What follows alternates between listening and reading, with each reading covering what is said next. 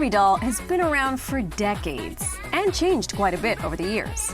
Well, Tonya Ruiz gives Barbie a dose of 2020 reality. I had seen a couple of people did like Barbies with a mask on and were saying Barbies in quarantine. And I started thinking, well, if I was a Barbie in quarantine, I'd have the snacks and the. And just like that, the Quarantine Barbie collection was born. This was the first doll I made, and I called her the Quarantine Starter Pack. Tonya armed Barbie with snacks, whiskey, disinfectant wipes, and the ever-so-precious roll of toilet paper. Then came a host of Barbies everyone could relate to now, like binge-watching Barbie, new hobby Barbie, Zoom Ken, and the quarreling couple Barbie and Ken. Then I did the homeschool Barbie because my daughter was saying, oh my gosh, these kids are in the house and the little one's permanently attached to my leg and all this homeschooling. So I said, that's funny. Followed by, what day is it, Barbie? And the one that got everyone's attention, what time is it, Barbie? I sent it to my daughter first and I go, is this even funny? And she goes, oh, that's funny. I'm like, really? Because is that like, I painted these dark circles. Can you tell? And she's like, no, Mom, post it. It's funny. It went viral. Tonya has a complicated relationship with Barbie. I got my first Barbie on my 3rd birthday. I grew up playing with Barbie. She was in my house. We had a lot of dolls in my house. The doll inspired Tonya to aspire to become a model, and her dream came true. She worked in Paris as a teenager, gracing magazine covers and even a Christian Dior ad.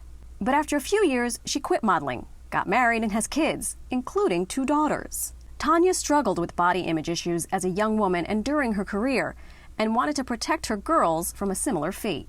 I encouraged them to play with dolls. They had Cabbage Patch, they had American Girls. I really didn't want Barbies. Tonya became a Christian and wrote a book about her life and career, which led to speaking events where she used Barbie dolls as props. When I would travel around and speak, I had some Barbies that I would use as bad examples of, ladies, you do not want this Barbie in your house. Tonya boxed everything up after she stopped speaking about 10 years ago to care for her husband. But then her granddaughters found her stash of old Barbies. And they wanted to play with them, and I'm thinking, no, because it's the same thing all over again. And I told the grandkids, Mattel has made some new Barbies. I've seen the ads. Let's go find some that are a better representation of our family. And they found them, one for every single member of their family. And so I bought all kinds of little furniture. My husband made some stuff. We bought all kinds of miniatures. And the girls started photographing our Barbies and putting them on Instagram. And we got a following. A skit spoofing Barbie on The Ellen Show and lots of time on her hands with the quarantine fueled her creativity to make these lockdown Barbies. It's almost as though you've come full circle with Barbie. I have come full circle. A lot of people are like, Barbie, And I say, but Barbie has always been my story. Tonya has also created a series of Barbies celebrating the pandemic heroes of quarantine, including healthcare workers and essential employees. She shared her latest creations with us just days before it debuted online.